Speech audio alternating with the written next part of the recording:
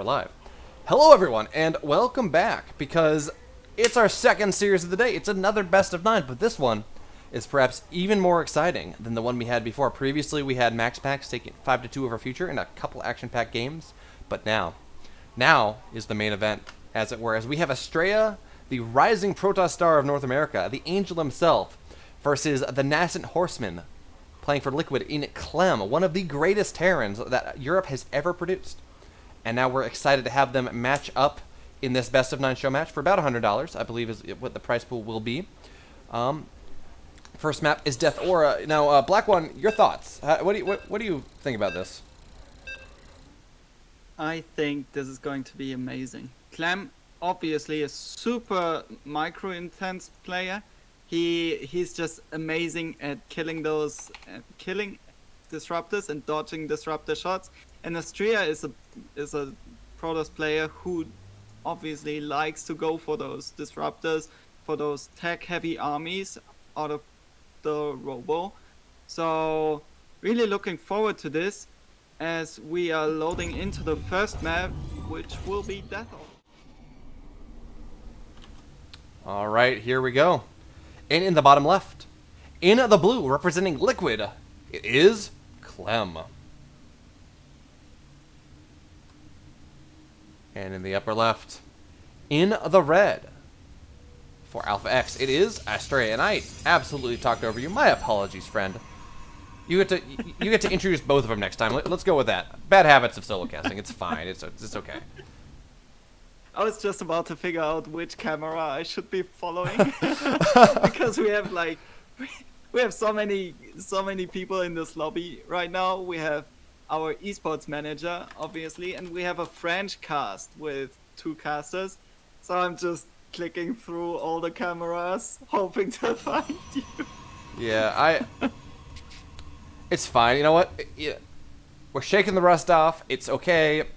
It's gonna be a good time. You know, you'd think there would be no rust left after casting one best of 9, but it's a lot of rust. It requires a lot of steel wool and like a lot of elbow grease. And you know, my elbow just got really tired after those 7 games. You know, it's a lot. So I took a break and then I kind of forgot to finish.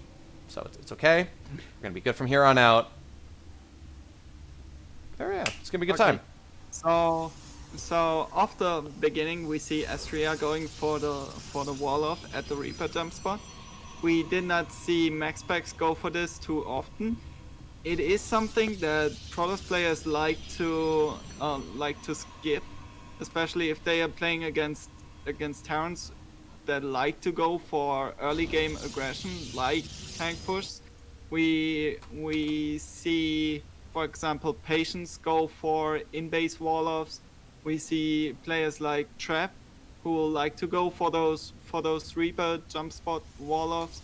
And overall, I feel like it's a good decision to deny early scouting through the Reaper, but you need to know where your weaknesses are with this kind of play. Now we see Clem is going for the Marine expand, just like we saw out of Future in the previous series, and this Marine expand is getting a little bit popular these days.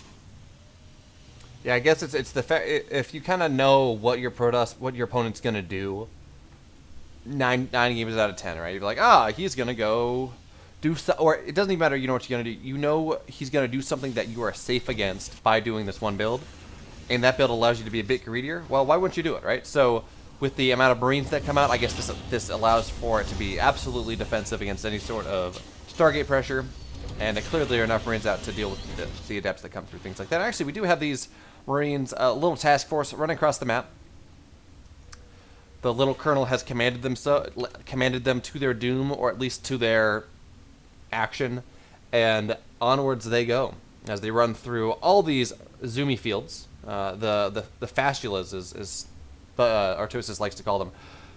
I don't know if I agree with that, or if that makes me happy. It does not spark joy in my life, but it sparks joy in other people's lives, so that's fine. As we do have these 5 Marines, they're just going to run across the map, see if they can get anything done. Maybe snipe this sentry, and that would be nice. Actually, they're gonna go on here, and are they gonna get a stalker? They are going to get the Stalker and the Sentry as well, and this is already looking pretty good here for our blue Terran player, as the force field actually does not allow the Adept to get in until the very end. And now we do have Hellions running into the main base. Only one Hellion though. The second one will be lifted and killed. And the benefit of this, more than anything else, is sure it gets a Stalker, that's nice. Sure it gets an Adept, that's nice. But it has scouting. He was able to get a Hellion into the main base, and he was able to see, well, really not anything. Nothing more than what was actually already visible from just the main base. But he couldn't exactly know that without sending things in. So now we do have. Go ahead. I like the timing out of Clem, because he did get into that to that natural before the sheep battery finished, so he had the possibility of doing some damage. With the force field, Astrea managed to zone out the bulk of those units and prevent them from coming in. We have seen this timing work out really good for Terran players, especially someone like TY comes to mind, who did this against Stats in the first season of the GSL, or the last season of last year. Oof. Where he just immediately rolled over Stats with this timing. Now Astrea is in a pretty good position with those Phoenix on the map. He has the map control, but he needs to be careful to keep an eye out for any kind of push outs like the one Clem is going for right now. And this is already not looking all that great, as Clem is able to kill 2 Phoenixes already. Phoenixes, however you want to decline it. One in the natural as Astrea attempts to do damage, and the other one just moving across the map here, which means that Clem's in a pretty good position. Now, the one good thing that Astrea has going from here, more than anything else, is this is not a tank push. Right, this is not going to be quite as difficult to defend. And as I say that, we do have a tank coming forward, but the tank is a little bit far behind, so now Astrea is able to shave things off before the tank really starts shelling at. And every time you're able to force the tank to siege up, the better it is as you're able to further defend. That being said, this is still a scary push, and with only the 3 Phoenixes behind, these Phoenixes, they're going to run over the Marines, they're going to run away, they're going to say, nope, not today. Not today do I want to tango with that, and they will escape with their lives, but also they will not kill the tank that they wanted to kill. Phoenixes is the actual Latin declension, Bitterwood, but, you know, who cares about the Latin when we have everything else. Now, these Phoenixes, they have gotten good work done. The good Phoenixes have gotten the good work done, but he's going to lose one? No, he's not. Very little health left on it, though. We did see those move outs out of Future, where Astrea was MaxPax was able to catch those move outs really early on the map, or get on top of that army before those siege tanks were able to siege.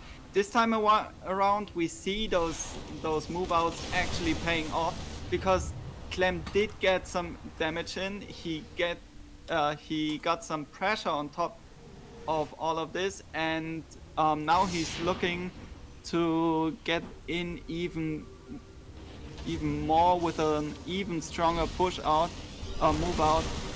He has some tanks sieged up. Actually, we have charges in the back running in now. It is +1 armor, and charge is done, and there are a lot of gateways just finishing. But this is almost an anti-timing here, as sure, you know, +1's done, and that's nice. That is an upgrade advantage. But wow, 6 gateways we're completing at the moment, and Astrea is just not nearly taking the kind of fight that he needs to here. Even as he is able to get a tank, the other tank will survive. And I don't like Astrea's. He doesn't have the surround, right? He does not have the great positioning that we saw MaxPax take against Future here, and that is as much a credit to Clem as that is a statement on MaxPax's ability. But Astrea won't be able to force Clem back for the time being, but he's going to run into the reinforcements of our Terran player. And with that tank just dropped, excellent excellent medevac micro here, as Clem once again just puts his tanks in positions where they can get shots off that, immediately getting swallowed up by the hungry maw of the Protoss war machine. And with all of this going on, Astrea did finish Storm in the background, and now he has some splash damage to complement his gateway army, which otherwise only consists of zealots. He's getting into +2 armor and blink. I'm curious what when Clem is going to add those Ghost Academy halfway done. There it is. Let's see how Clem likes to play this. We have seen a lot of Terrans go for really tank-heavy armies on this map and support those with Liberators in the later stages of the game. Curious if he is going for this as well, or if he's just trying to hit a big timing with that +2 and Ghosts. But until then, might just be some forward pressure out of Clem. Well, there are a couple big things to point out in this game as we look to go into the mid game. Number one, of course, is wow, Astrea has really good map vision with just a couple. Took his wounded zealots, wounded adepts, put them all across the map here. But even more importantly than that, we don't see the massive upgrade leads we saw from the previous series. Right now, it's going to be even. There's not a point where we're going to see 1 or 2 upgrades. Oh, that's a massive storm. As I talk about that. As we actually have. Oh, those storms! My goodness. Astrea, you God, those are excellent storms. And with that, he's going to be able to push back. And meanwhile, he does have a massive charge lot warp in the third base, but with the warp prism going down, that's not going to be able to complete. And you know, as I say, he was able to push back. I'm not convinced actually. Clem still, he has enough medevacs that he's just able to keep pushing forward. And the storms are now gone. There's one. Yeah, there's not even one left. Oh, there's one. Okay. So those storms were good, but they were not maybe good enough here, as Clem finds himself now up 30 supply and looks to drop into the main base here through that just really nice dead airspace that is really hard for any opponent to really keep track of. And now we have Clem dropping in the big drop in the main base, and another move out here by Clem at the third base. The main base is not being dealt with. Units walking in right now, but that push at the third base are both pretty much denied. You know, I was gonna say this is the devil's bargain that Clem forced. You know, fool me once either way, but you know, Astrea did a great job of cleaning that up. He just had one storm, and Clem did not micro out of the way, and that storm did enough, in fact, to force Clem off. And now Astrea's back in this, really in a game that it looked like he was really falling far behind on. The one thing I will say was Astrea is an even worker count, even base count with his Terran opponent, and everything I've seen kind of how TVP wants to be played nowadays, that's not an auspicious setup. And did he lose his Cyber Core? No, he didn't, but he's getting a second, and we're moving into carrier play, I gotta imagine, because Astrea loves his carriers. This is interesting, because Clem is somebody who will try and will most likely succeed in pulling you apart, and with those ghosts out already, I can imagine him going for nuke play really soon as well. And with those carriers, you're really immobile, and well, nukes everywhere will just make it really hard for those carriers to defend at every spot that Clem decides to put on the pressure. Now, the gateway army out of Astrea looks pretty potent, so Clem has to be careful not to be caught out on the map without those tanks sieged. Oh, this is actually a fairly decent position for Astrea here, but no, it's really not here. As Clem is doing a good job of trying to catch Astrea between transitions, right? As he's going into this carrier force, he's put a lot of money into supply into the 3 carriers that are being built into 1-1 air, all these fun things. And in doing so, I wouldn't be surprised to see Astrea just go and have to be forced to give this 5th up. Meanwhile, we do have a Liberator attacking into the 4th base of Astrea, doing a good job of getting 9 probes, denying mining. And yeah, we just see Astrea, he's given up the position on the 5th. He cannot hold it. As Clem did a really good job of just really catching him right at that tech breakpoint. As the 3 carriers were on their way out, and Astrea, he just had this charged lot Immortal Archon army that cannot withstand 2-2-3-3 maxed out Terran bio. So we see a little task force of Astrea in the middle of the map that will be found out and will just be forced to return, but not before dropping a couple storms. And big storm actually, and a nice feedback there on that ghost as well.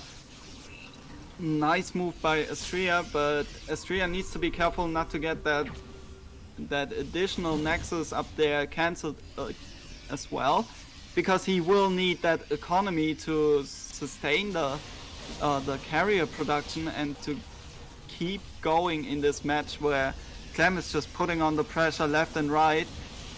This is a big army though for Astrea. Yeah, I think Astrea's gonna have. Yeah, Astrea's gonna give this one up. He's already reestablishing a base in the bottom left, but Clem has a mining 5th base at this point and a 6th base on the way. 6th base on the way. So the longer this goes, I mean, Clem's gonna have this. Excuse me. Massive economic advantage, but what doesn't matter. That really doesn't matter all that much if Astrea can just take this fight and win it, and it looks like he's doing so. Although really, he's clumping up against these tanks far more than he would like, and I'm not. You know, as I said, it looked like a good fight at the beginning. I'm not convinced. And Clem microing back, and I think he's traded well enough that kind of all-in engage almost that Astrea went for didn't quite do enough. That being said, I mean, I shouldn't call it all in. I think he would have liked to get more done than he did, but now he is in a position where he can move across the map and maybe contest Clem's 6th base.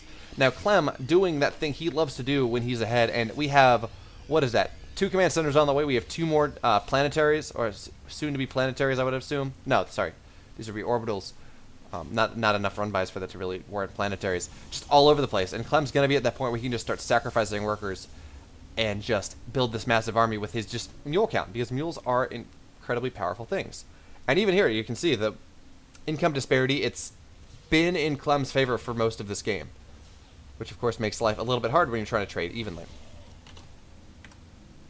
Okay, so Astrea going for the carrier-based army is really interesting because we have been seeing a lot of Protoss go for Blink Dark Templars to pull the Terran player apart. In the recent games that we were able to see, we have a small base trade here going on with Clem going for the move out to that 5th base location of Astrea, and Astrea taking down the planetary. He's pushing into the 3rd base of Clem now, and there is that ghost tech.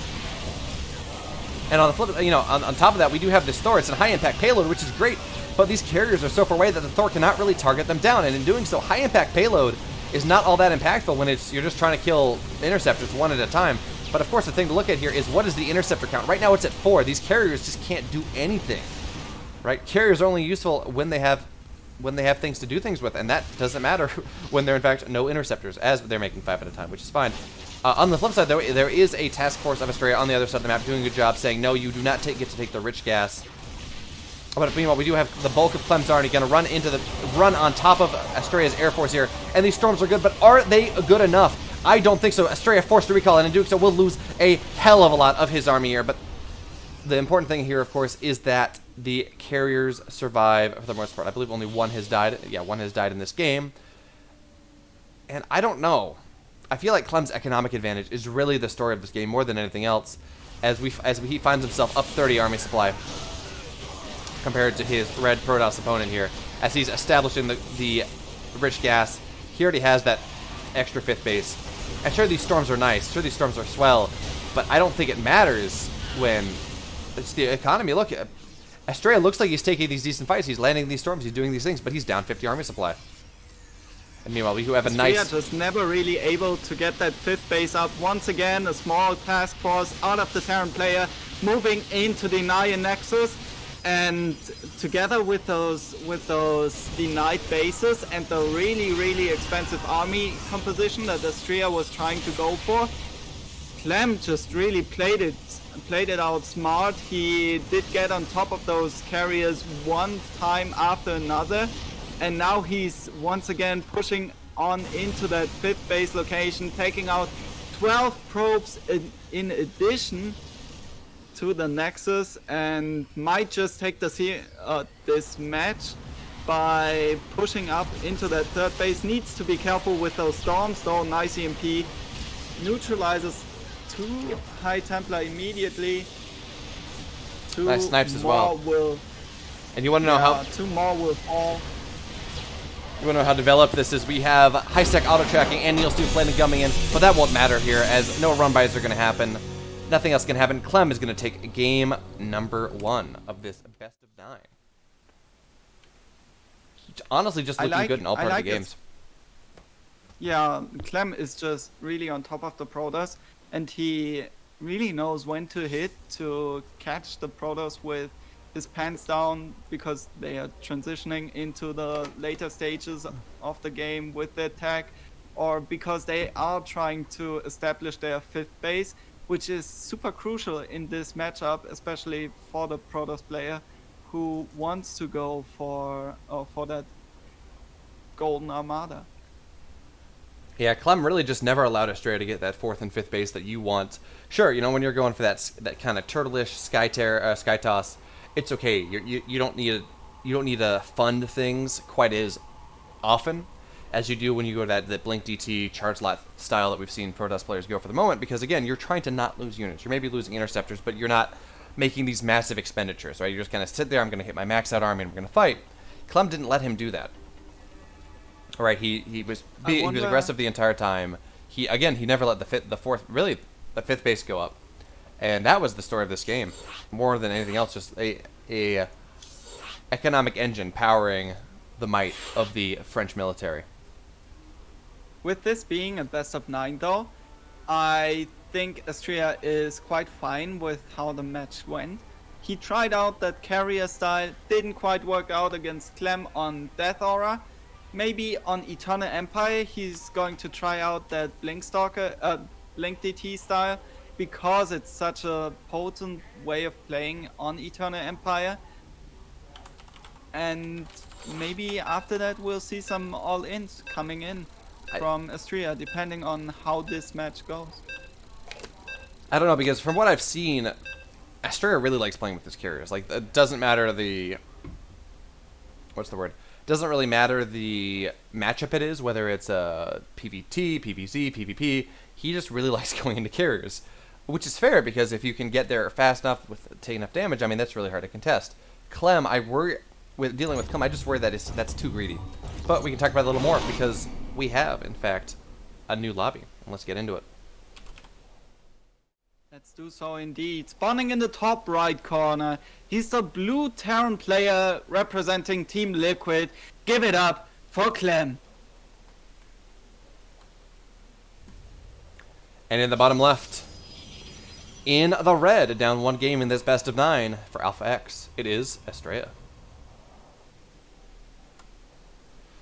My move pan is the mouse, the middle mouse button on my mouse is not accepting it when I click it half the time at the moment for whatever reason.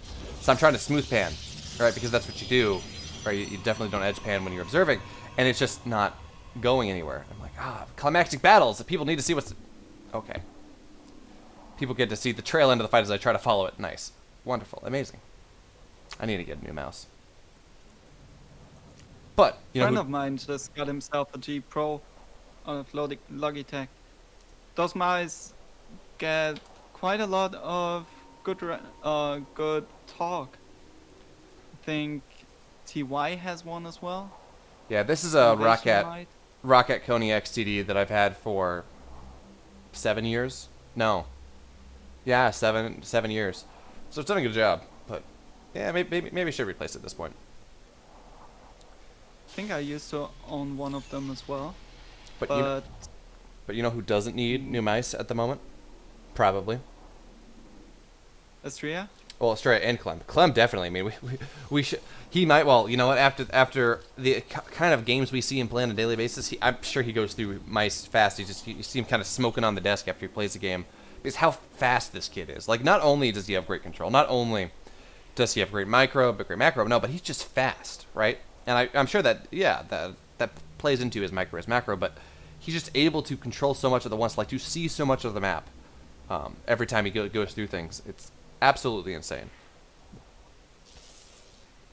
Okay, so Clem got that scout off. He saw the timing of the natural expansion. He knows, okay, this is the cybernetics core before the Nexus. Will be careful with his Reaper, not to get caught by that Reaper gets in either way, gets a bunch of damage in on those probes. No probe kills though, and the Stalker might just be able to kill it. Nope, not quite. As the Stalker in position, if it spawns half a second sooner, probably it gets the Reaper kill. But Clem so good that he knows he knows the timing's down to the millisecond of when things pop. We do have an Adept running into the natural of Clem here, trying to see what he can get done, and really just going to sit. Game paused. Well, he's going to sit there for a lot longer than he was going to immediately because we have a pause here. But as I was saying, the Adept is going to sit behind the mineral line, denying mining for as long as it can. And we go on.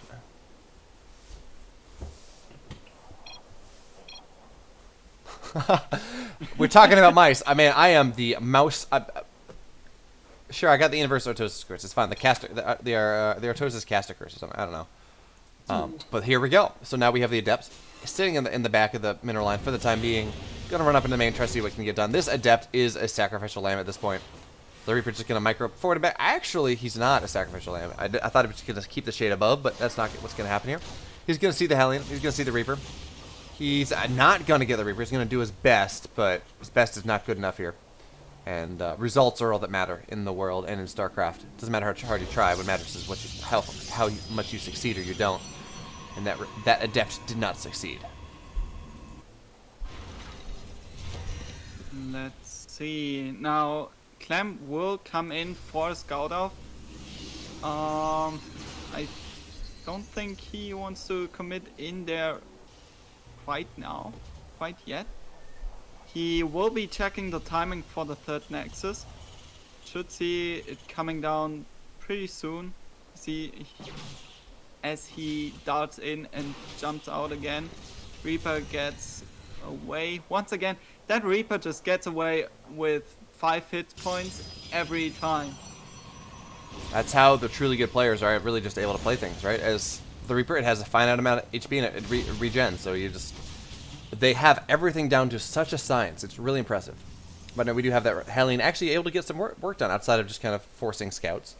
Is he able to get a probe that's just left around the third base, the probe that built the third base. So what does Clem know? He knows, in fact, that there's a third base going up. He knows that there's Stalkers on the map and sentries. He has not seen any Stargate units, which means he knows it's probably Twilight Council tech of some way, shape, or form. Blink is just kind of the standard here. And this is only 2-gate blink, so this is the most defensive. This is just defensive blink here. As Astrea looks like he wants to go into your just standard blink Colossus play that has been the linchpin of PvT for the last decade, for the most part. Probably since Death Balls were really, really popular in Wings of Liberty and Heart of the Storm. With Gateway style more on the popular side these days, I think Colossi still take up a good spot in the meta. Yeah, that's what this. Okay, he's not going to get the third shot.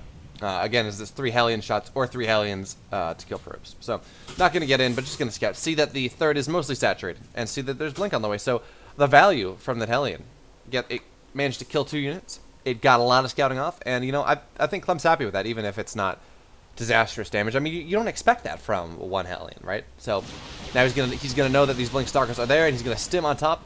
Was there a concussive shell? Okay, so no concussive shell. It doesn't even stim. Stim just completed. So now we have Astrea. Not going to be caught quite off guard this time, but he's going to just try to kill off whatever he can, delay the push out for as long as he can. But as he continues to take more and more hull damage, he will be forced to back up, as the first set of aggression from Clem here is now on the way. About 2 medevacs worth, a couple Marauders, bunch of Marines, and he's just going to look to try to get whatever type of damage he can get done in this game number 2 here. Now Astrea is in a good defensive position. Beautiful moves here by Astrea, delaying that push out just a little bit longer to get those extra gateways in, recalls all the Stalkers to make sure he will not lose them, and with charge almost done, first Colossus popping out soon, and a bunch of gateways coming in as well. I think Astrea is in a great defensive position right now. Yep, we are ready to go into the mid-game. He still needs to be careful with Clem and his drops. Now Clem, no drops really set up as of yet. He's just establishing map control, establishing tempo control in the middle of the map here. And this is actually a fairly decent army that's moving across the map at this point. Got 1 tank, a bunch of Marauders. Concussive Shell is done, as is. So all the bio upgrades, or all the biotech level upgrades are now done. And this is a powerful push that Clem is looking to establish here. But with the tank not sieged, I don't really think it's a fight he really wants to take. He's just going to be forced to back up, forced to siege up. And in doing so, Astrea buys yet more time. Now, there is a nice chargelet run by on the top half of the map. And it's going to not... Okay, there we go. It's going to run the main base, but now that little delay he had when it ran down the low ground is just enough that makes life hard. And that's a fantastic set of force fields here, as he's going to shave off just a little bit of the bio before the tank sieges, and Astrea is forced to back up. And now we have, it looks like Astrea getting that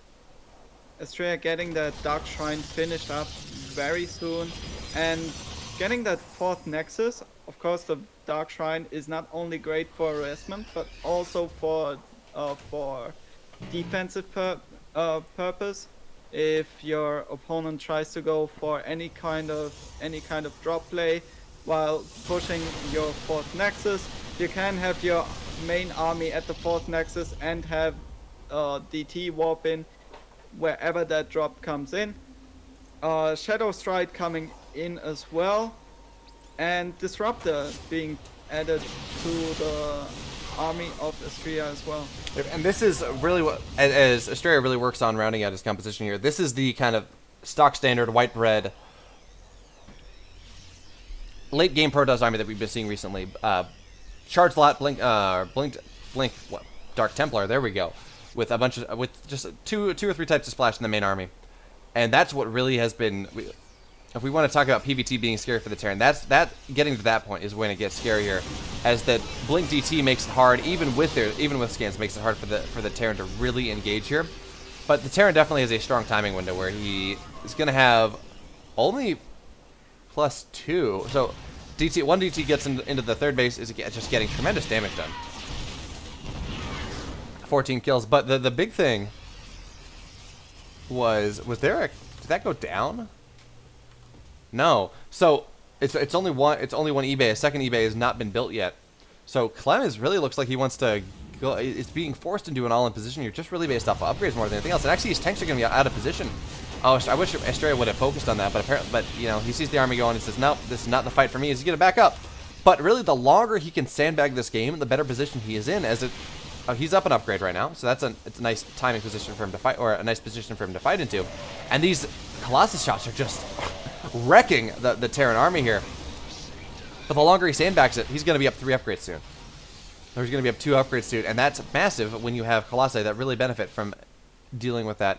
Now, we do only have 3 Dark Templar, want to move into the 4th base, and there is detection, so that's not quite enough, not yet, to really be able to take this down. But 4 just got warped in.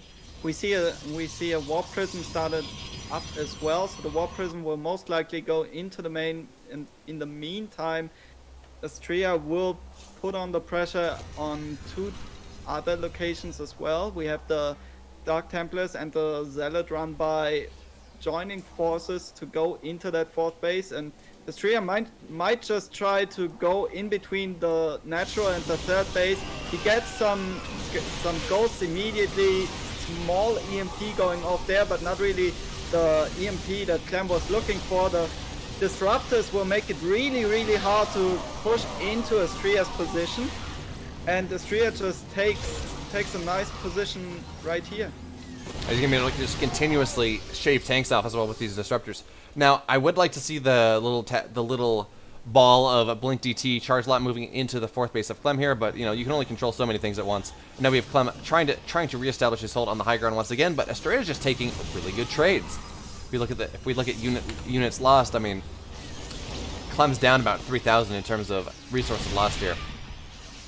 And again, Astrea is just taking really good trades. Now we have that Charge Lot Archon task force, or Charge Lot DT task force moving in. We'll be able to cancel the 5th, going to be able to get a tank on the 4th, and that's about it, I think. Actually, you know what? With no medevacs here, these DTs can just probably kill everything. They have Blink on cooldown, so I would have liked to see them use that, but you know what? Funnily enough, he kills the army, he does not get the command center. And I feel like the command center would be even more useful, but that did in fact draw Clem's army out of position here. Now we have Astrea really positioning on cutting off the natural in the third base, warping in a bunch more stalkers. And the question now is, what can Clem do? Clem down suddenly 30 army supply, 50 total supply. And sure, and most of that, really most of that is Vikings at this point. Vikings in a tank. That doesn't matter all that much, as the ground force up a couple upgrades is really just be able to force through here. And the stalkers are going to blink on top of the tank. And then I'm sorry about that. I need to turn off chat. And there we have it. Astrea taking game number 2. We're tying it up 1-1. I need to turn off something so I can turn off chat when game starts. Great movement here by Astrea. I liked his tech choice of going into those Colossi and Disruptor really early on. Also adding that Dark Shrine while on 3 bases is just amazing. He wanted to get that 4th Nexus up. Clem denied that, but Astrea just really smart in not engaging right there, taking his time. He knew he was getting the better army at this point, and just rolled with the punches and managed to edge out little victories whenever Clem tried to move in.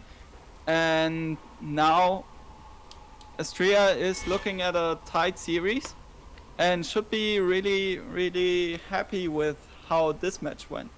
Yeah, definitely. Again, it's funny how there was not, until the very end, there was not really any sort of really one big climactic move, right?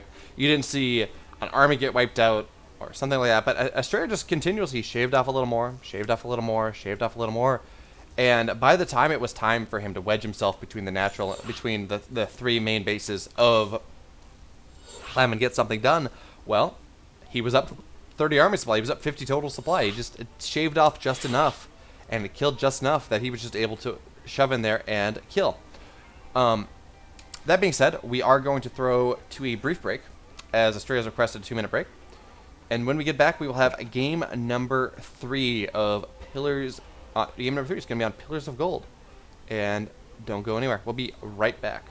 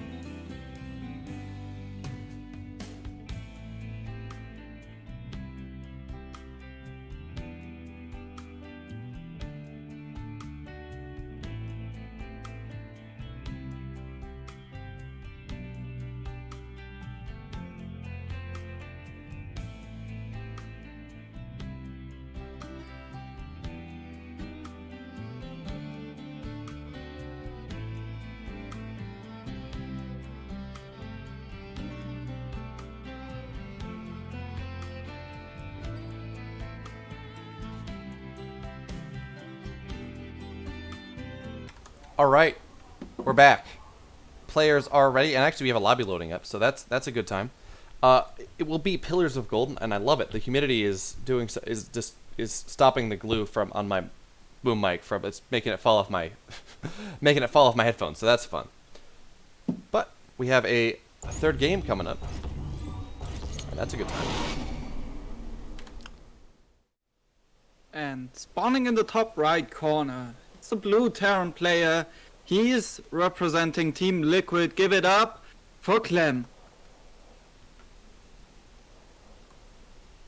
And in the bottom left, in the red, winning by paper cuts, it is Astrea. And that last game, as we were talking about a little bit, very much was a game of paper clips more than anything, or paper cuts more than anything else. I don't know how you win by paper clips. If you could tell me, I'd be interested to learn. But that being said, small cuts, you shave off a little bit, and soon, the roast is half gone, and that's really just what happened to Clem there. And the question is, how does he adapt? Right? He showed mastery of how to deal with the charge lot style, or the Stargate into charge lot style that we saw. He just kind of smashed it aside.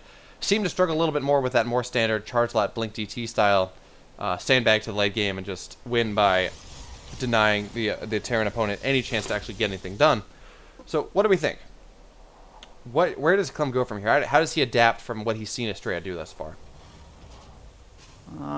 Looks like he's opting for some little sneaky proxy play. He did go for the deny on the scout for the main base, and he has an SCV on the map to proxy a factory. Maybe there's the factory.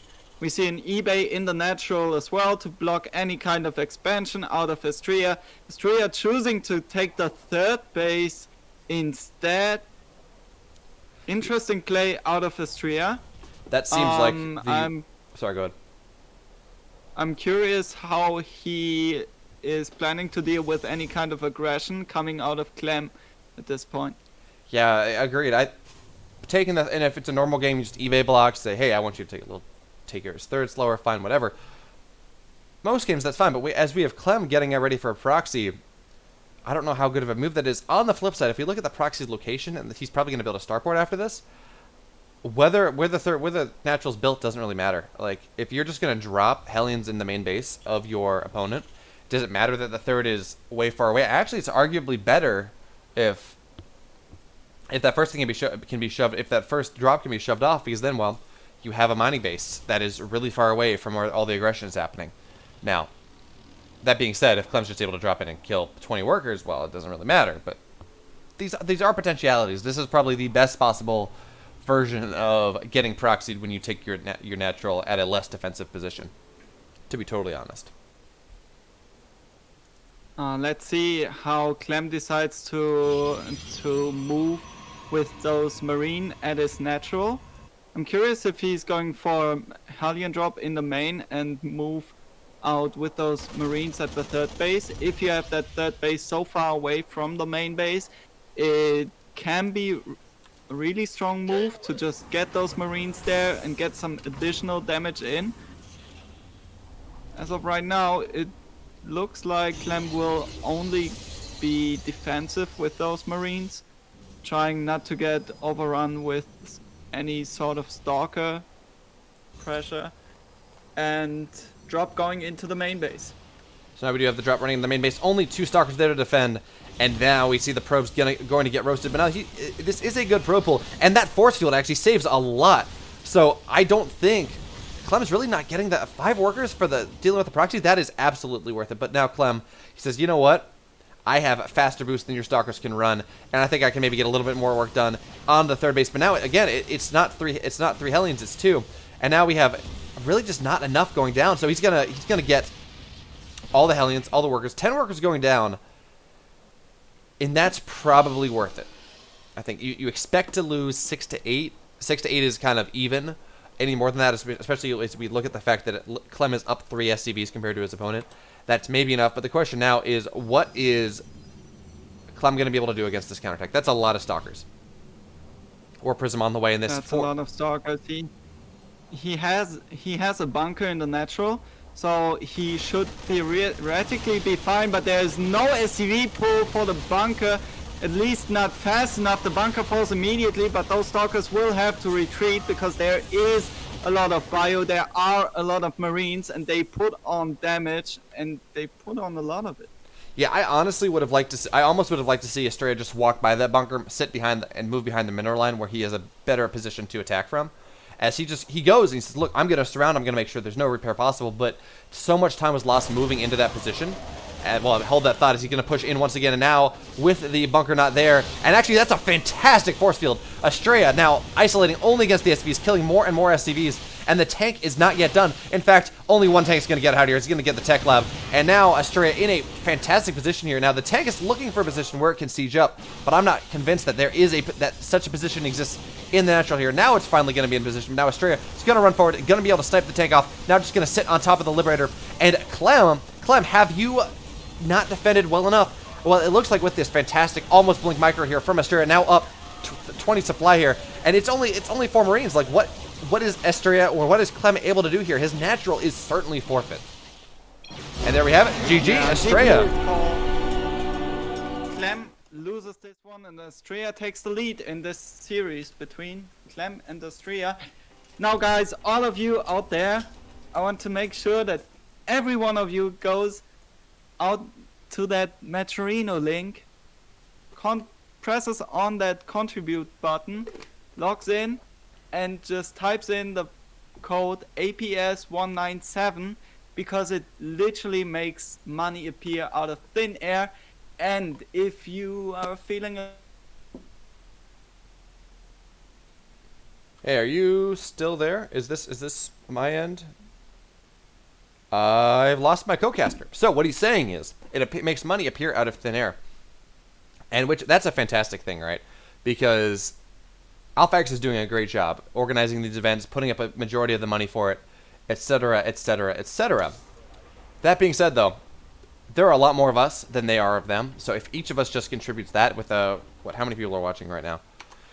With 166 people watching, that's an additional $80.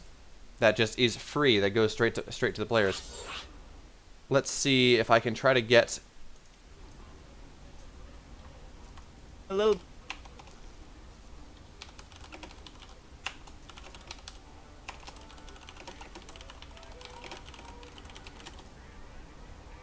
So,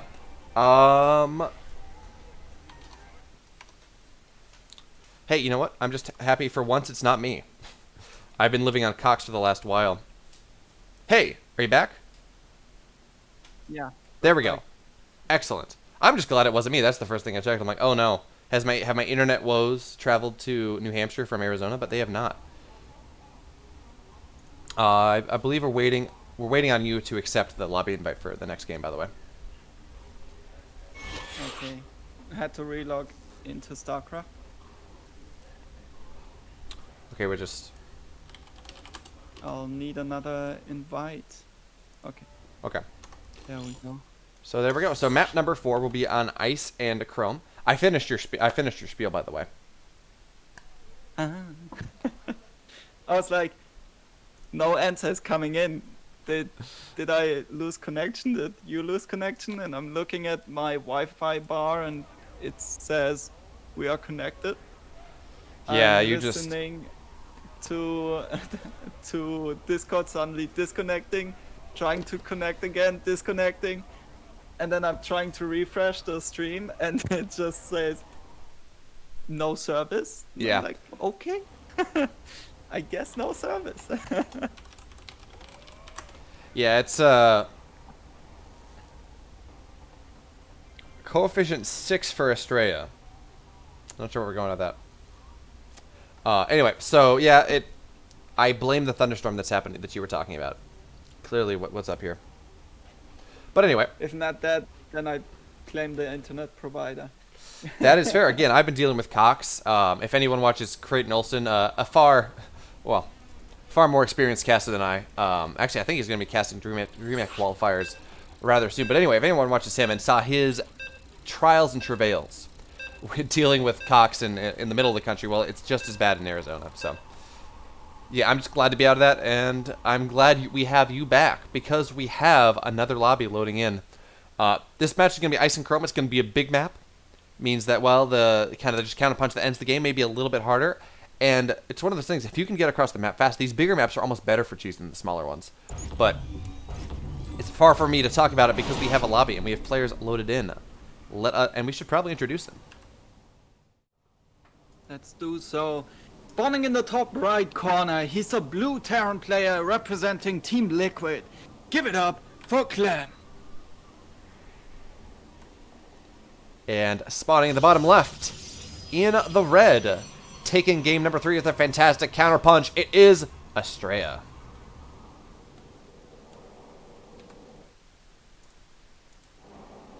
I really need to make sure to have the right window open when I do intros. It's much easier to place the player intro tag perfectly when you actually have it visible, and the stream is having the stream and having chat up does not do the same thing.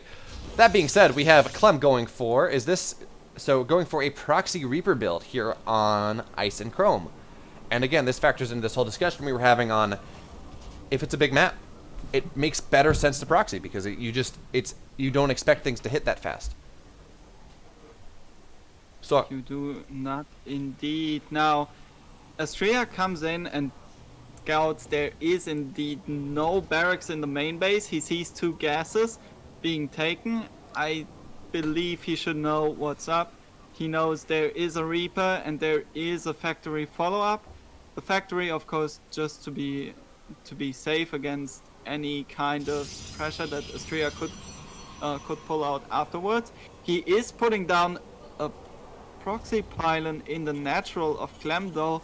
Will we see a gateway here to put on the pressure on the other side of the map?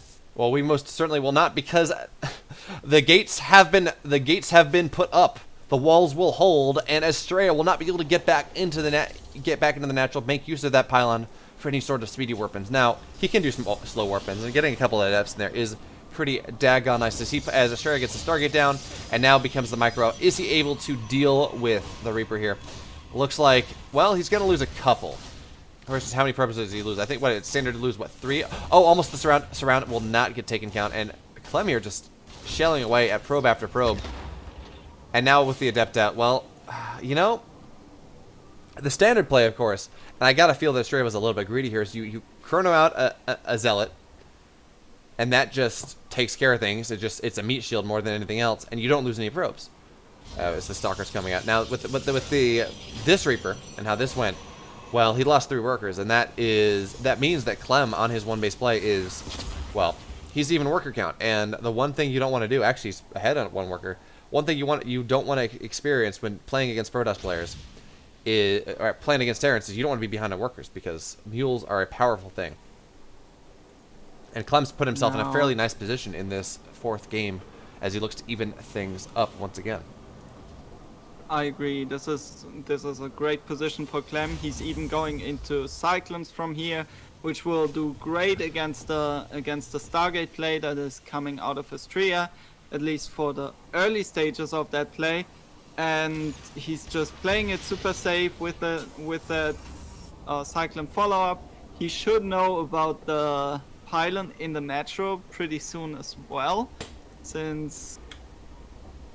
Does he know already? He has not seen it yet. It's going to take... Yeah, there we go. So he sees it now. Yeah, there you go. So the Reaper's going to try to get in and get more. Don't believe he got another kill, but that's fine. Just final scouting. I love that the probe of Astrea survived until about 3 minutes and 20 seconds, just sitting in the main base of Clem. Which is most excellent. And surprising. But now we have multiple Cyclones out here for Clem. That is interesting. Generally you see 1 just to defend against air, but 2, and he's stopping production too, so this is not like it's going to be some sort of weird battle mech composition. But even still, it's interesting. But I guess that's pretty great against the mass start or against the mass Phoenix play that Astrea is going for here. As again, that zones out two Phoenixes just pretty easily. Let's see if Astrea can get at least a little bit of damage in. He gets 1 SCV building that barracks, gets pushed out pretty convincingly though by 2 Vikings and 2 Cyclones. You do not want to fight those. Heads back home, and well, Astrea did delay his natural expansion as well to get that earlier Stargate out, and the Stargate so far did not do too much. He got a little bit of scouting out, and he's building up a Phoenix count, but other than that, like, he did not have to defend any one base aggression out of Clem, where the Stargate could have been really helpful with.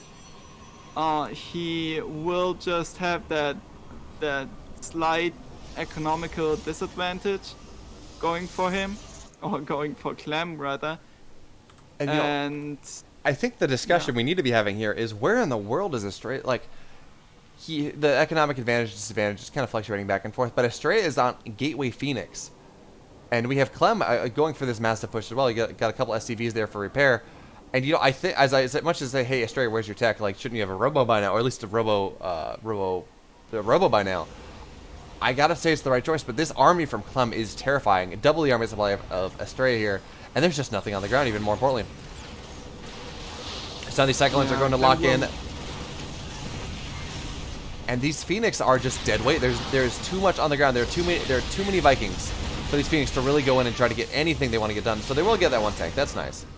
But I feel like Clem is just really in a chokehold position in this game. It's going to be very difficult for Astrea to go and push back out to try to reestablish his position. And he just continues to build Phoenix, which is all. If he can get enough, that's going to be great. But with this tank here, that makes life rather hard. He is doing a great job of dealing. Cheap battery overcharge helping out with those tank shots, healing up those stalkers really well, but Clem is getting that position in front of the natural of Astrea with the tank, with 2 bunkers to be soon. He has a lot of those Vikings which can help against the stalkers if they should decide to push in as well. And Astrea is trying to find some reinforcements with those Phoenix. He's going into the natural of Clem, picks up a lot of those Marines and one of the tanks as well. Second tank is joining the forces, but those tanks cannot shoot upwards and will be rather helpless and watch those Phoenix just deal damage. In the meantime, Clem did try to push into the natural of Astrea. Astrea getting up that shield battery count though should be pretty fine. Yeah, I almost feel like Astrea's pulled a rabbit out of the hat here, and he really could have done more so, but he was distracted by Clem moving in, and doing so didn't just annihilate the entire natural mineral line out of the little corporal. That being said, he's getting good work done. He's preventing the third from landing, and he's preventing any sort of move out here from Clem. But on the flip side, Clem does have a third command center. Astrea doesn't, or doesn't have any sort of third base. And actually, interestingly enough, Clem has landed his Vikings. He says, you know what? I cannot fight you in the air. You have 9-10 Phoenix. That is more than I can deal with. But now Astrea says, you know what? I think this is enough. I think I can fight you here. Is he going to lift up the tank, lift it up again, and lose a decent amount of Phoenix? But I think this is enough, as Astrea is going to be able to push out, and in doing so, maybe there's an opening for him to move across the map. But I don't really think so. These 2 bunkers really making it so hard. And actually, Astrea not paying great attention, going to lose another Phoenix for his troubles, as he has lost 5 Phoenix thus far in this game. Now the bunker will die, and actually the bunker will not get salvaged. So that's a nice little bit extra bounty here. But despite that, Clem's up on army supply. He's up 10 workers. He has a third. And I don't really know what Astrea is supposed to do to really get back into this game. He wants to go into that charge lot style that we saw Max Pax use to such efficacy, but Max Pax did that from an advantage. He didn't do that from being down significantly in economy to his Terran opponent. If you look at it here, it's plus.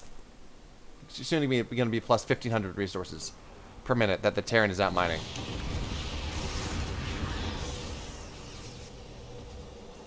Now Clem is once again transitioning into that tank-supported bio style, which is really popular these days. We've seen Dream go for it a lot. We've seen Cure play it as well. I like it when you are ahead and you get into those positions where you can just pressure the Protoss into engaging into you. But if you have to engage into the Protoss, those tanks suddenly get a lot less useful because they first have to siege to get their damage out. With Storm on the way, there is some comeback potential for Astrea with amazing storms, but Clem has to feel pretty confident right now. Yeah, and you gotta remember, his worker lead, his army lead, he's leading everywhere. yeah, the one good thing with Stormgate being completed here for Astrea is this is a primarily Marine army. There's very few Marauders in here, and Marines just melt the Storm. They're enough. They're light, but really more importantly, they're just low. They're low HP, so they just melt the Storm. Which is if Astrea can land some godlike, some angelic storms, maybe there's an opportunity there. But other than that, I really don't see it. I mean, again, there's always an opportunity to come back, and you know, Astrea, he's taking his 4th base roughly on time with the Terran, but he's still down 4 SCB. He's still down 4 workers, and that's kind of the tail of the tape. You're on 3 workers. You're on 3 bases, and you're down workers. Well, that feels hard because mules, and we can see that really. Well, actually, it's not that bad in terms of an economic lead. Definitely did spike pretty hard for Clem, though, as Astrea really just looks to find his way back into this game, figure out what is going to happen. Oh my goodness, that was a. That feels bad. I know he. I don't like that. I don't like that either way. You either lose the High Templar, or you waste a Storm. Both of those don't feel all that great. But anyway, we do have the Phoenix engaging once again on where the Clem's moved to 4th base, but really it's a minor engagement. Not much can happen.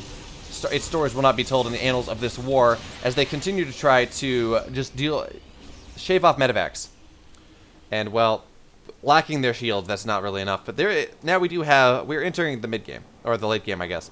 There are chargelets spread out across the edge of the map, and Astrea is in a decent position to try to counterattack, to try to do damage to the 4th base of his Terran opponent. Showed that Clem overcommit to the far side, and that's a decent Storm number 1. A nice feedback as well. And the question is, what can he do more so here? He knows where the Terran is at this point.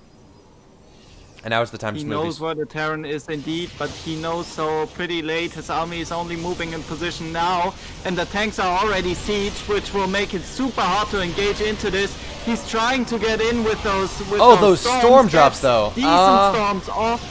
First one's good. Loses the War Prism, loses all of his zealots, and now Clem will just move on through and take out this 4th Nexus. Yeah, the first storm was good, the second was less so, and now we do have Warpins coming in, but these storms are just not hitting the way they need to. That's all of them miss, and Clem now, really the question is, how long does Astrea choose to stay in this game, because I cannot imagine he really has much room to get back. Now, there are very few medevacs left, and that's nice. These Phoenix will be able to get on top of these tanks, and maybe that's something, but really the Phoenix is going to get on top of the tanks, and the Marines are just going to mow the Phoenixes down, and now we have Clem up 60 army supply. And Clem has to feel pretty confident with his position right here. He took out the complete mining of that 4th base. He's getting his 5th base. And, well, he has the army lead. He had so for a long time in this game. And is trying to profit off of it. He's pushing into Astrea once again. Those storms will just have to be the perfect storms. Yeah, and even then, Astrea's doing a great job, or Clem's doing a great job of stimming in, killing. That is a lot of High Templar.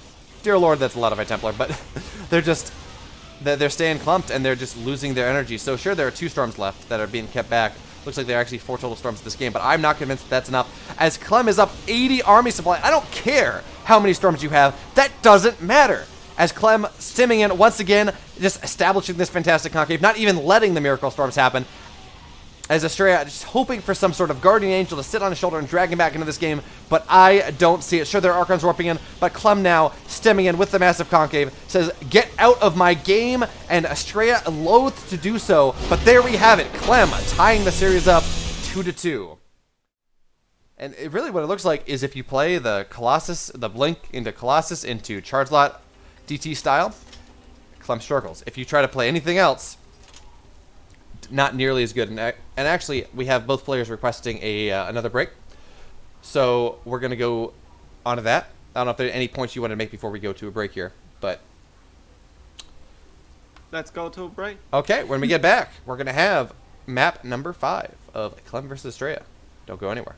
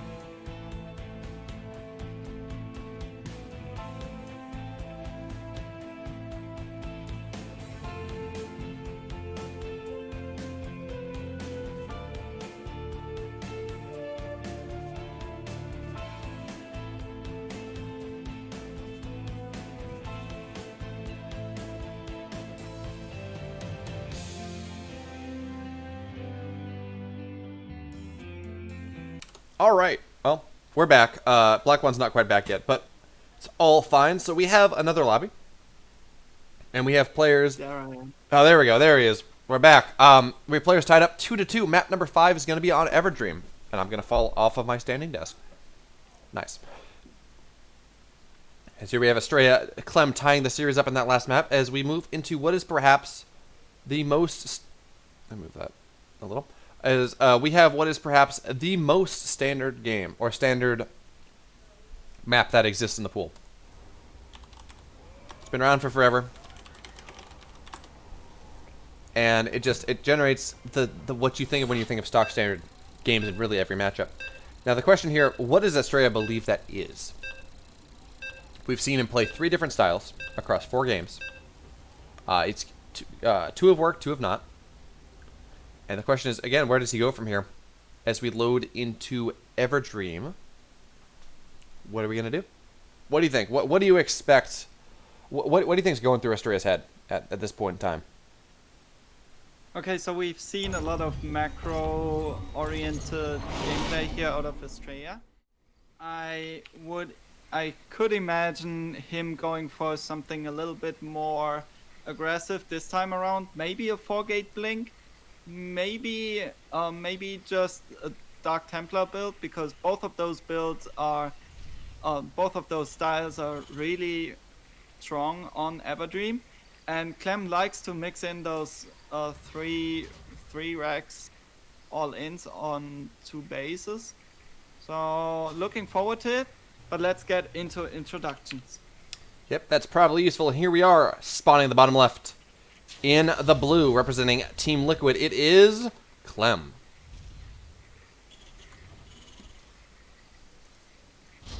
And spawning in the top right, he's the red Protoss player. Give it up for Alpha Axis, Astrea.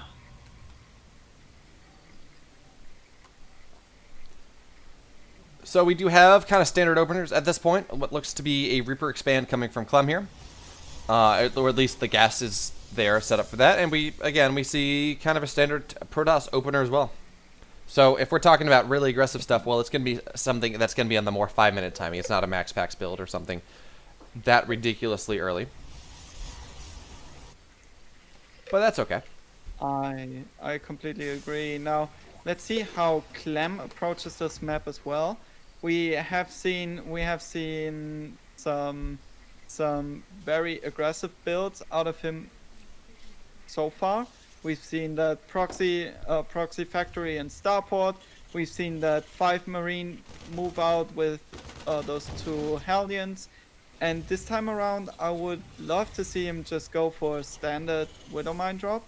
But as it turns out, as it cheapens this time around, we'll see some Hellion play as well.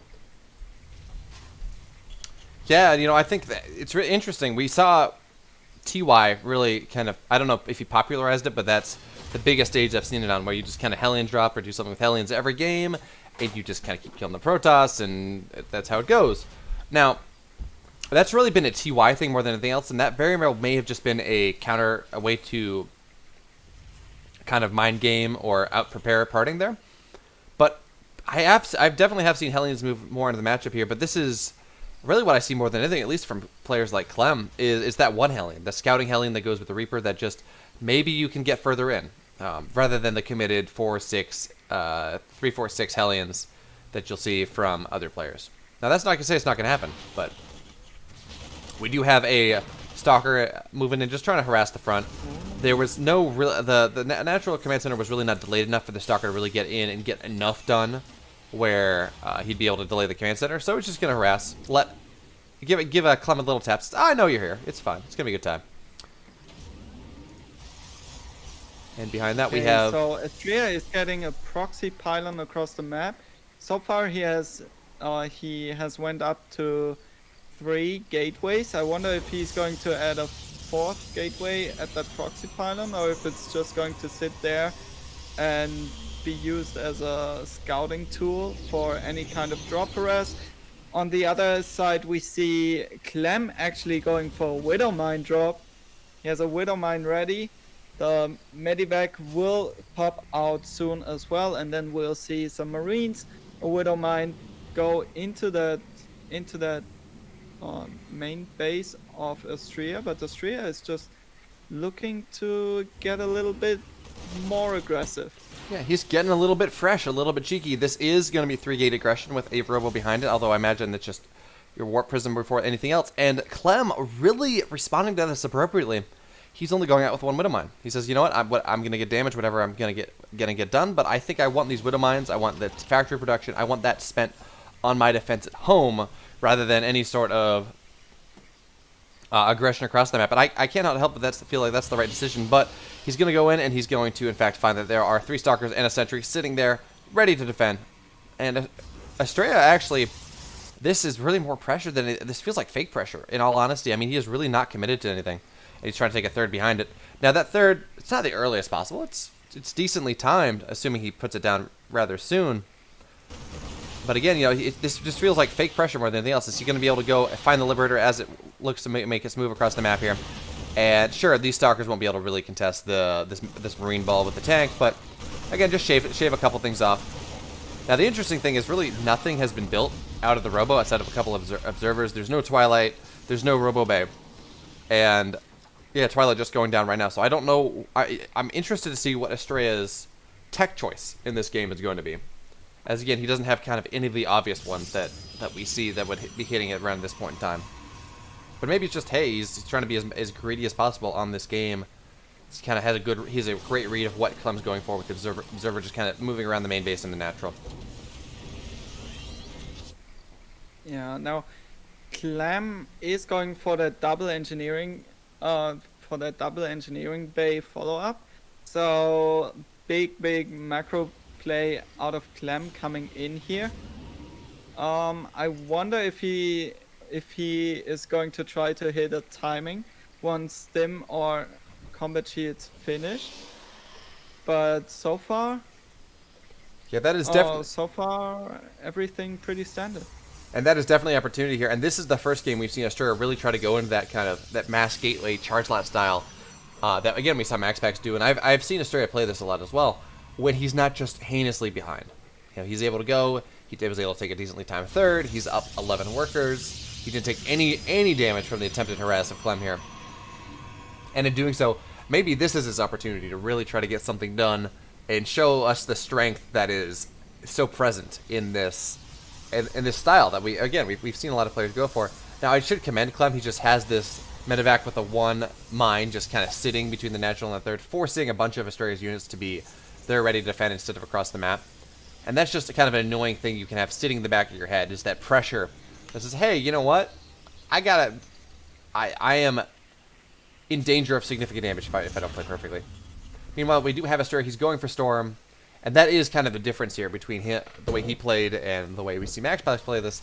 So MaxPax was a bit more aggressive. He just kind of went for Archons, but both players really in this game just seemed content to sit back, say, hey, you know what? I think it's kind of hard to attack into you there. I want to go into 4-base territory, so you just go into let the game progress further on. Yeah. Now let's see how Astrea wants to play this, because he's moving out with his army, and beautiful move here with the High that's Templar a great position. This is SCV. Man, he's pulling SCVs into Storm. That is the traditional. I mean, granted, it's with Colossus, but the traditional counter to an SCV pull is you just sandbag it until Storm. Oh no, the one High Templar is going to be attacked on by. Okay.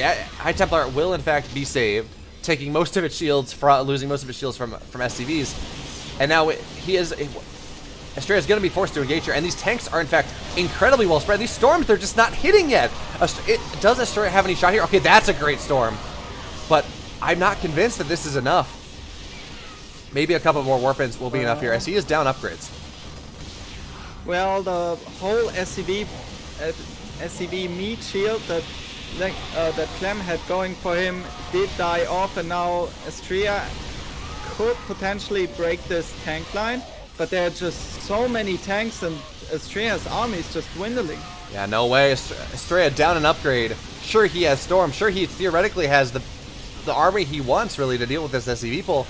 It's not enough. He did not get the flanks off. The Storms did not hit quite as well as Astrea would have liked. I mean, that Storm, it barely gets anything. Clem just doing a great job of just showing his micro here, splitting away from everything. And this third is certain to go down. I don't even think with this warp in here, I don't think it's going to be enough, but the might of Zealots have proven me wrong thus far, and actually it will, in fact, force Clem back once again. Archon will almost die for its troubles, though. But the question is not what will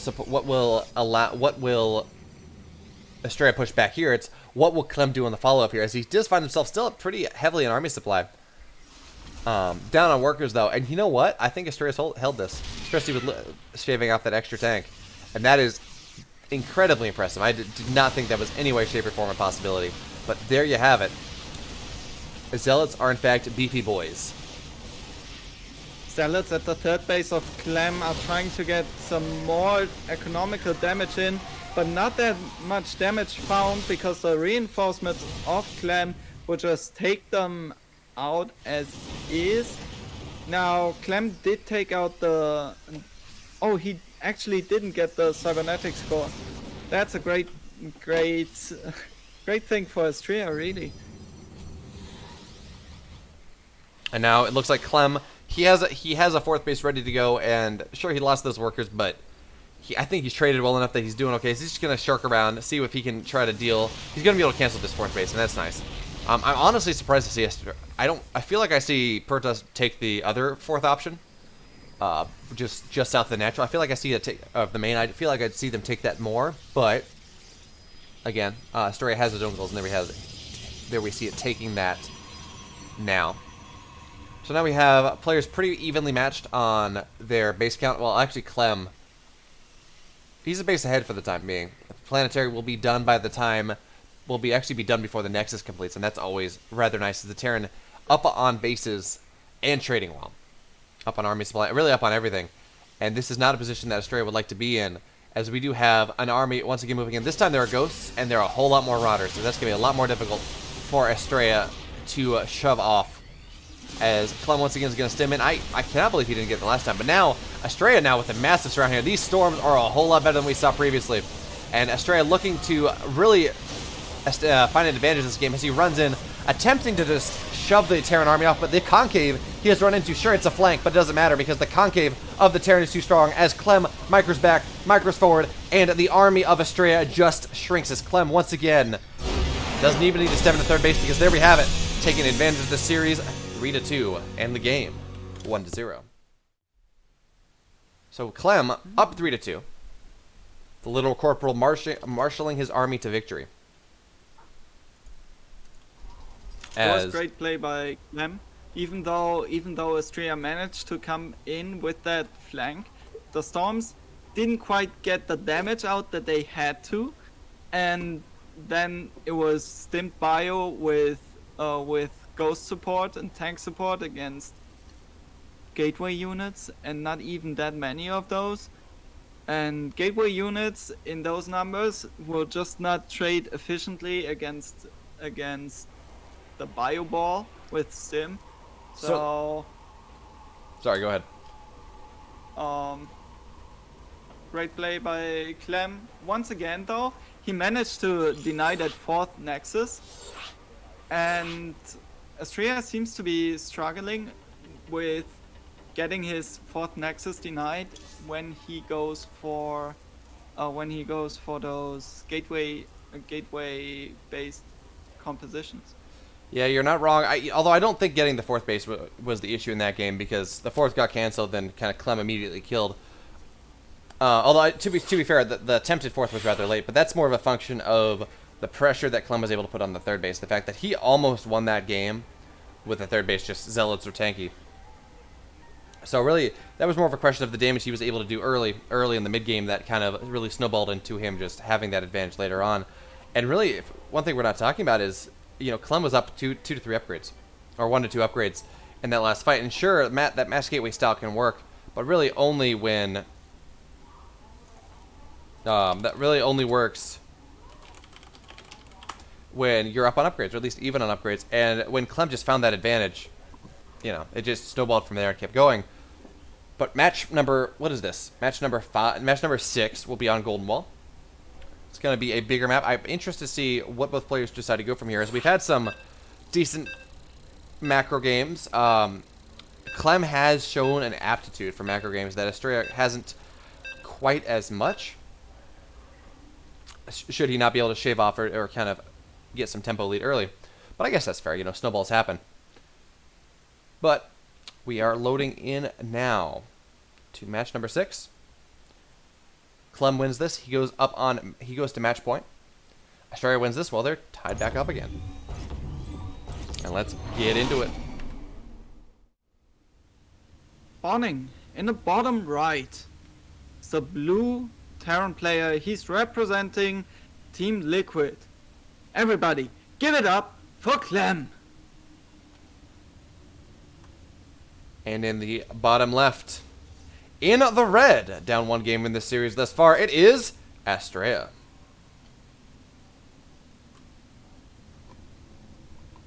So it's always interesting trying to figure out where name bars go on vertical maps, right? Is the top of the WC of the game bar, or the top of the overlay, is that the left player or the right player? They could go either way. So anyway, doesn't really matter. Clem, or Astrea, looks like he wants to expand on the low ground here. And actually he's getting his gate on the low ground, which is something really you only can do against Terran on this map, and maybe Eternal Empire, just because of how things go and how aggression happens. Because the main is heavily insulated from the rest of the game. On the flip side, we just have Clem going for a Reaper expand, which is, stock standard. It's a good time. Pretty much what we've seen happening most games in this series. And really last series, too. Well, let's see if it's going to be the Reaper expand or once again the Marine expand. Reaper it is, and Astrea is going for the Cybernetics core before the Nexus. So not the greedier variation of his build. See how the rest of this match shapes out. Now we have seen Clem go for a lot of early pushes, early timing attacks in those games. We have seen a lot of Hellion move outs. We have seen a lot of Marine move outs as well, some tank pressure. What do you think we will see in this game?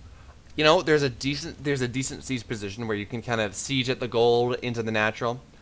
I And Clem really likes those kind of 2 bases you were talking about, the 3 racks, tank push, getting a couple bunkers, and just kind of do something like that. And really, Clem has shown a proclivity for that in all the games this series as well. So I wouldn't be surprised to see it again. Now, there is, of course, the opportunity for him to do something a little strange, do something that does not, that bucks the trend that he has shown thus far. All right. So we do, the question though is, what are we going to see when this factory completes? Now, I think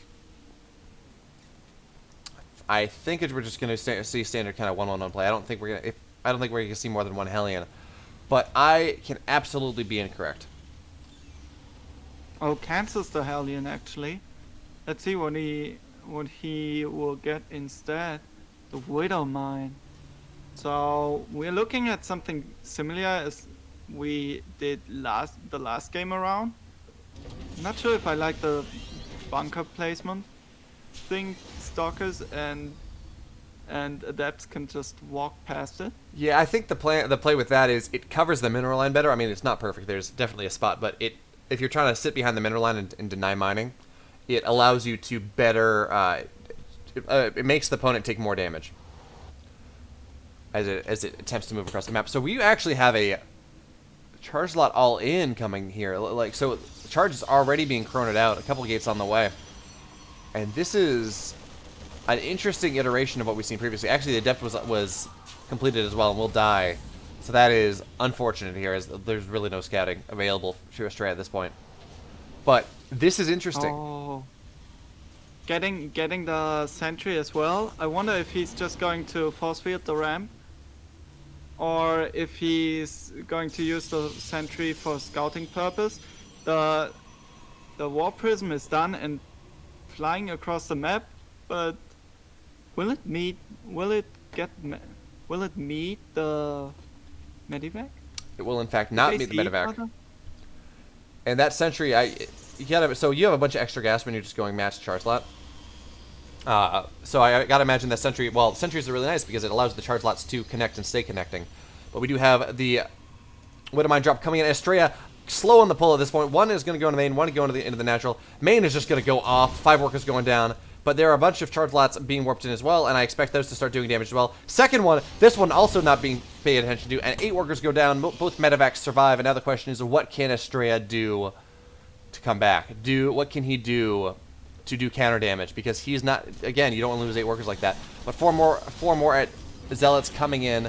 And actually, this is a rather good position for him, as really, I don't know exactly what the Terran army can do with here. And sure, there's a Raven, which is just going to drop the auto turret. And that's going to zone off for the time being.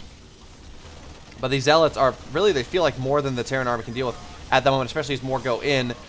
And I think he's going to be able to do enough counter damage to maybe deal with this. But not if he's just, this actually excellent hold position micro from the SCVs, but more and more SCVs continue to go down.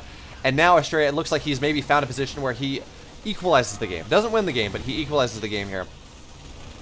As the Widow Mines are going to go off. Not really. They're going to be saved by the Warp Prism. And the question is, what now? Where does Astrea go from here? Now, he goes into the natural. He, once again, drops a couple SCVs. Or drops a couple of Zealots and just continues to kill the SCVs. Now, this is really good micro here. SCV micro here from Clem, as he just does not attack as he hold positions, does all these things. That means that the Zealots are going to aggro onto the army of Clem instead of the SCVs. And only 15 workers going down here is actually rather good for Clem here, as he finds himself only down 7 workers and ahead on army supply. So as nice as this has maybe been for Astrea to get back in the game, I don't think it's enough. Not yet, at least.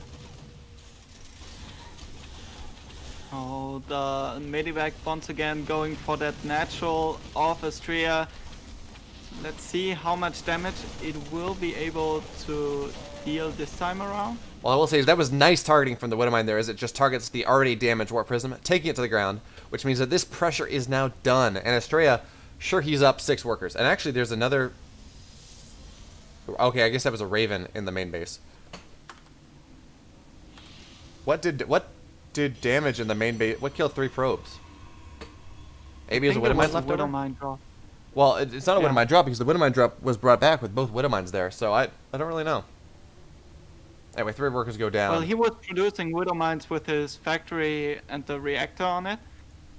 So I believe he had 4 Widow Mines, 2 in his base, 1 targeting down the Warp Prism, and 2 in the Medivac going across the map. Maybe because the medevac did go back to defend with the Widow Mines, so there was that. But anyway, we do have Astrea says, look, you know what? I think I'm in a good position here. I'm going to at least put some spotting pylons, prepare for a 4th base eventually. That being said, he is going into Colossus to play off this, and this is where he has found the most success. Now we do have a Raven I think it was the Raven, actually. But anyway, we have the Raven going in once again, just try to see what kind of damage it can get done. Auto turrets kill probes rather fast if not pulled. And we have a fairly large Terran army moving across the map in conjunction with the Raven trying to get some damage of its own done. So the Terran army going to go... Looks like it's going to try to cut off the main of the 3rd, but with the actually pretty excellent force fields and the Colossus here, I don't really know how much the Terran can really get done. And sure, where'd the Raven go? There we go. Raven really not getting a whole lot there. And now it is Astrea's turn to move across the map with, sure, even army supply, but a technically superior army. Actually going to blink on top of one of his medevacs. Get some Medivac as well. Nice place here by Astrea, and he's getting back into this game. He's picking off units left and right. He did get some damage in earlier, which helped him a lot to control Clem's aggression and economy.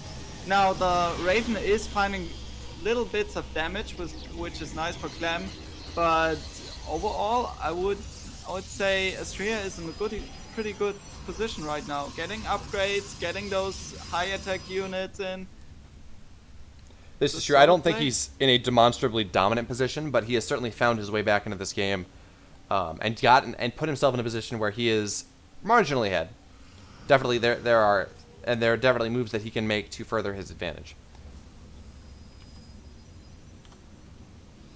Now, what I will say is he +1 armor is only, or +1 attack is only just now completing, which is going to put him 1 upgrade behind.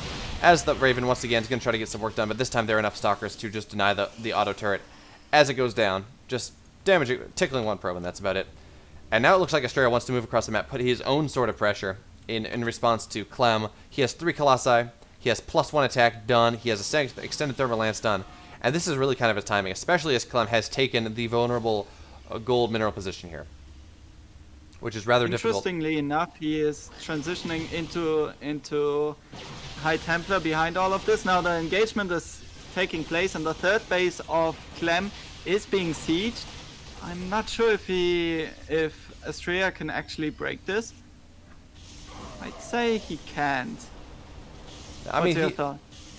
He's in a good position here, and the question is he just needs to really not overstay his welcome, as he has a decent amount of charge lots, so there are not a lot of Widow Mines. What I really like to see him do more than anything is just kind of mine out the middle of them. Okay, so there's what he's doing, what I would want. In a different way, because he has blink, it's fine. He's just going to deny mining on the 3rd base. He says, you know what?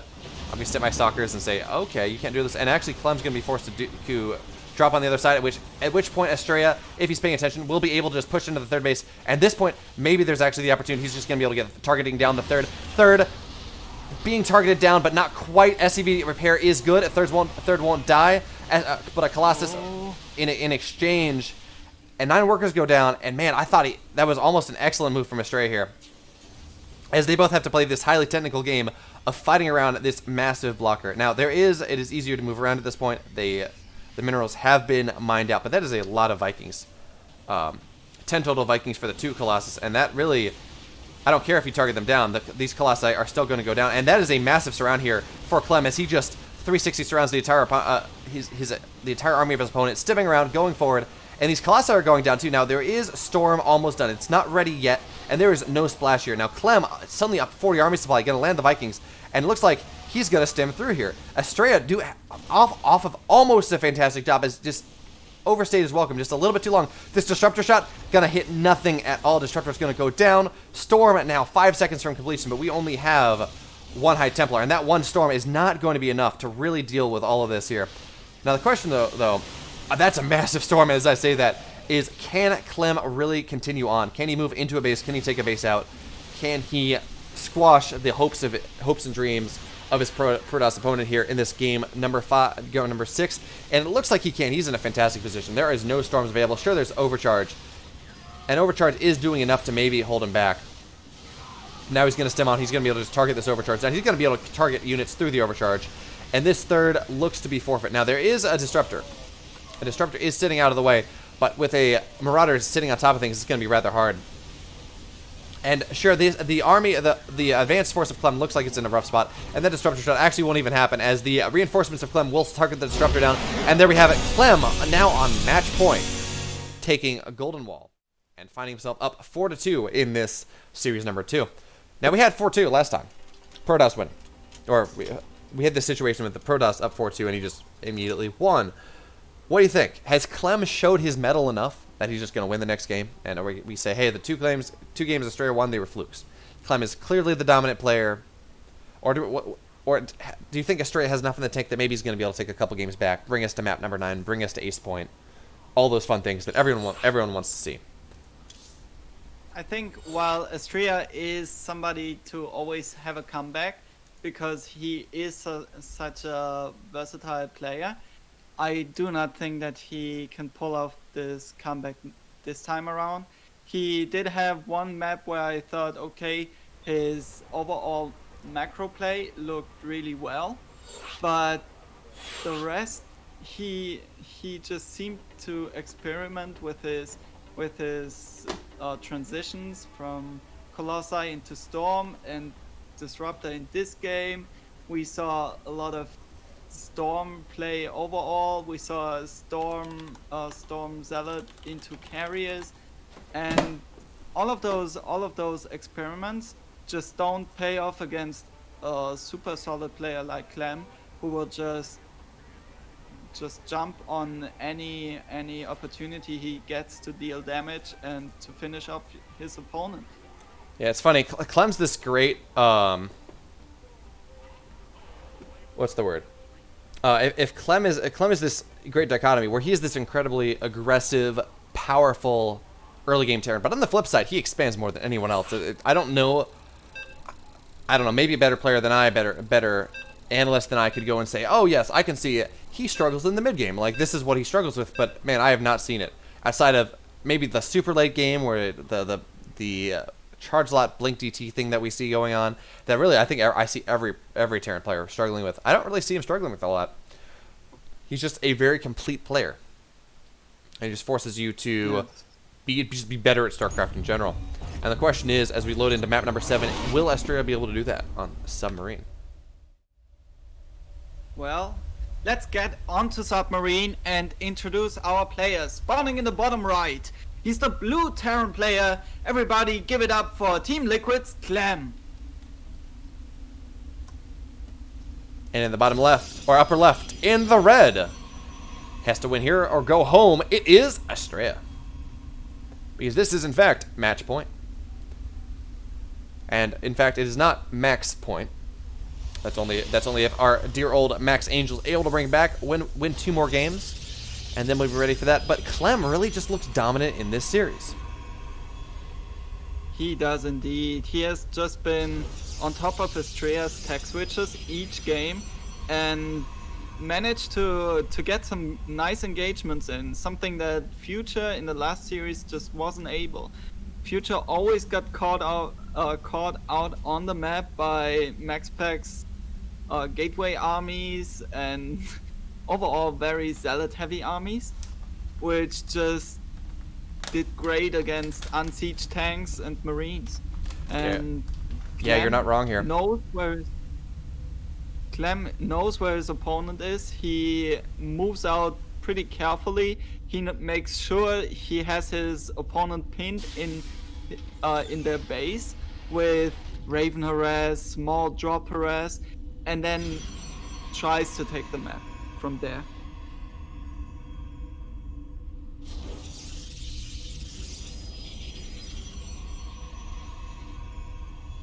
Yeah, you're really not wrong, as Clem's really big advantage. Sure, he's fast. Sure, he's great. He's a micro god. Sure, he made it so none of Astrea's storms have been allowed to hit today. But more than that, he's just positioning. Has been so clearly superior. Astrea has not been able to find him in chokes and get five Colossus shots off before anything happens. He's not been able to, force through 360 surrounds. In fact, he's the one that is finding himself surrounded so often in this series. as Clem really forces these surrounds too. It's not even like you set it up and you have 3 clumps and you just kind of 1A. It's he stems half of his army forward to force the surround around the terrain, whatever it is, which is honestly even harder to do than just kind of you set up the Terran surround. Now we do have Astrea, what looks like potentially going for the same build we saw last game. Now there is also the opportunity that this is just kind of your 3-gate blink parting build that has become ever so popular. Nice. And, so we do have the Adept going in. We'll be able to potentially delay the command center. Yeah, just barely, but half a second doesn't really matter. But hey, it gets an SCV, and that's nice. So now Astrea looking like he really wants to play this defensive with the sheet battery in the main base. I wouldn't be surprised if he adds one in the natural as well. He just doesn't want to be surprised by any of those proxy Hellion drop shenanigans that Terrans like to pull out these days. Going into Robo and Blink, adding 2 gates, everything pretty standard so far. We'll probably try to get that 3rd Nexus up at around 4 minutes 20. Adding that sheet battery and denying scouts as well, which is obviously really important in this matchup. Now Clem might just find the one opening with his Reaper to get into the main base and find the scout he is looking for. Let's see. He will be able to get in. He will see the chronoed Robo. Don't really want to know much more than that. Just try to mess with the mining as much as he can, because this Reaper's life is forfeit at this point. He will see the Twilight Council, or I believe he saw the Twilight Council. And this is the parting build. This is 3-gate blink, where you lean into your opponent, you get a fast third behind it, and you just try to do what damage you can. Now, if you're parting, you just kill your opponent 9 times out of 10. Unless it's, the absolute best Terran player in the world, like TY or Innovation or something. Most players, though, they warp in a couple rounds of Stalkers, they just do what they can, have a good time, dance in the mineral lines a little, just try to force the Terran to be a little less, the Terran economy, this kind of out of control freight train that it can often turn into. But we do have 1 tank already built, 2nd one on the way, and I don't know exactly how much damage Astrea is going to be able to get done here. Now there is definitely room for him to blink on the bunker in the natural and get some work done there.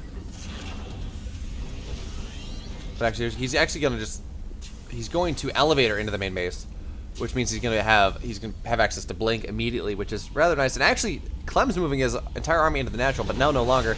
And now this is just Astrea. He's going to bulldog in. He's going to be able to get this tank, but at what? He's not even going to get the tank. What am I saying? Clem is too good for that.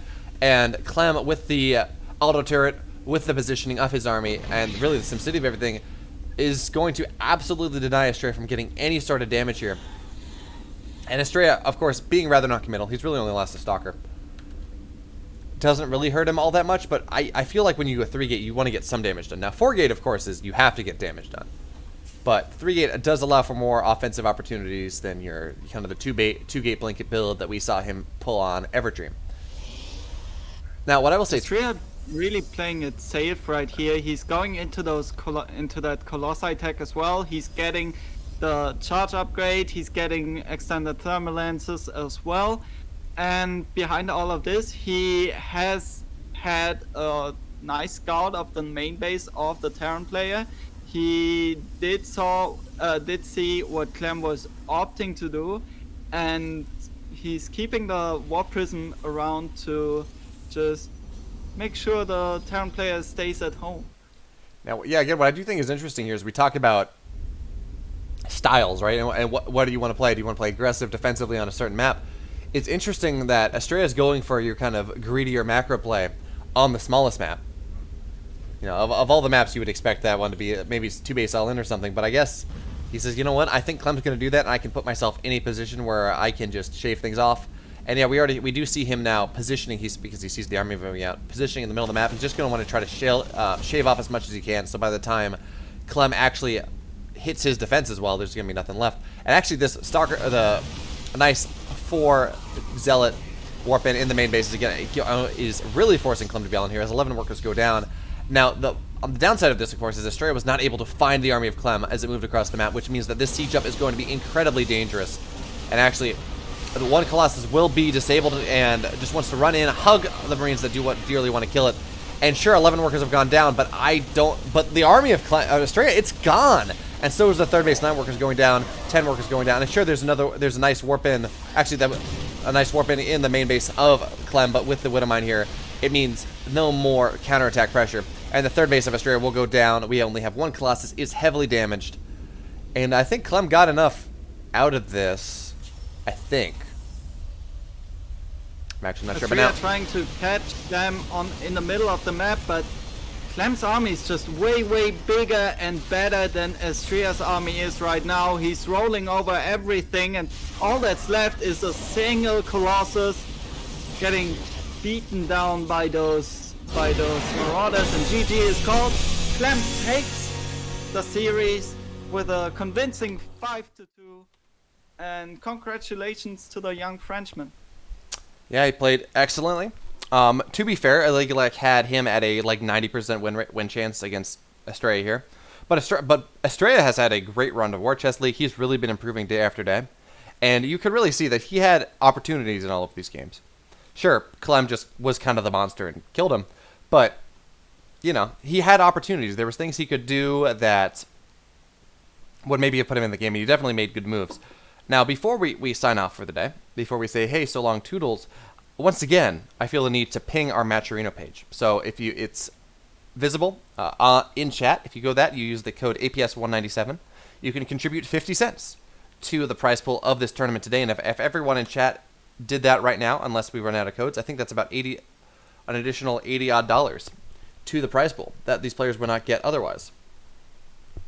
So that is rather exciting.